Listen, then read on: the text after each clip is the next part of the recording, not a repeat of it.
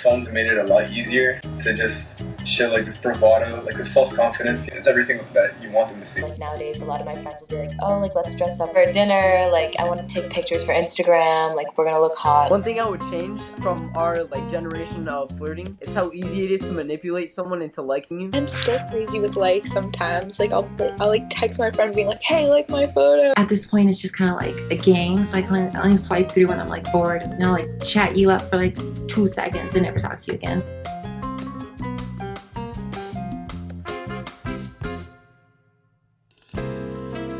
I love rom-coms and like all that cheesy stuff. And so like how I envision like falling in love is like very like, oh no, you spilled coffee on me and now we're getting married. Not meeting people naturally, like you lose a social grasp of like being able to just talk to someone like it's nothing, you know? Because now you're like anxious and you're nervous because you don't talk to people. You start using social media as like a warm-up. On the phone, you're detached from your emotions, so you think anything that you say is okay. Girls are so much more bold now. So many of my friends will just like message guys. I've hit up guys on there and it's like worked out. A lot of your actions are like bolder and you think less about them. Once my friend, he plays on a varsity football team, and after the game, a huge group of girls came. They just asked for a Snapchat and just left. But the way that I met my girlfriend was like through social media, honestly. Because like I'd always seen her around school, and I eventually got her Instagram and I started DMing her. And then when I met her in person, I started talking with her, and she is so awkward. It was awful. It's easy to create this image of them in your head and you're like, oh, like I really like this person. Then you get to know them in person and you're like, oh, this isn't like the person I thought you were. Snap score is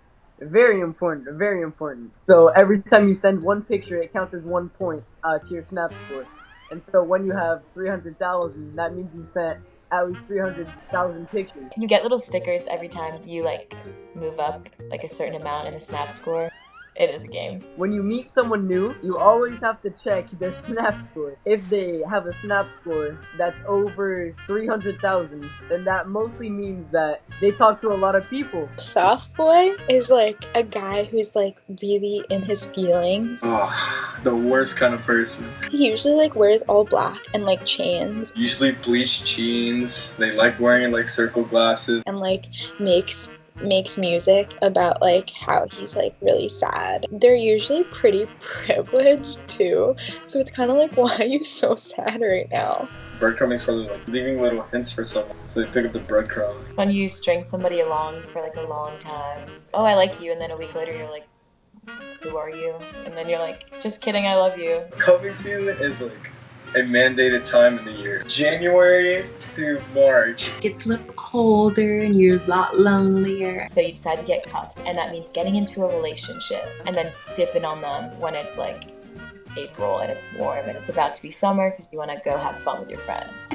A snack is someone who's like really attracted to where it's like, I want to like taste that. Oh, it's so cringy. It's like you're good enough to eat. Whole meal is someone just like, I need you now. Like, you look absolutely delectable. If I'm not eating my meals, then I'm starting to lose something. Curse someone is to, when you've been trying to get moves at someone and they're just not feeling it and then they start ghosting you. I typically ghost. It's my toxic trait. I can't say like, I'm actually not having a good time. So I'm like, what if I just disappear? Flirting on social media is confusing because I think that people tend to have like an online persona and an in-person persona. And it's easy, like even if you do hurt someone's feelings, you can just leave them on open and ghost them. You could get rejected more easily because once people actually meet you in real life, they realize they're like, oh, this person is not at all what I seem. And that's where the fake personality like comes in. I feel like now that I've been on social media since I was like 12,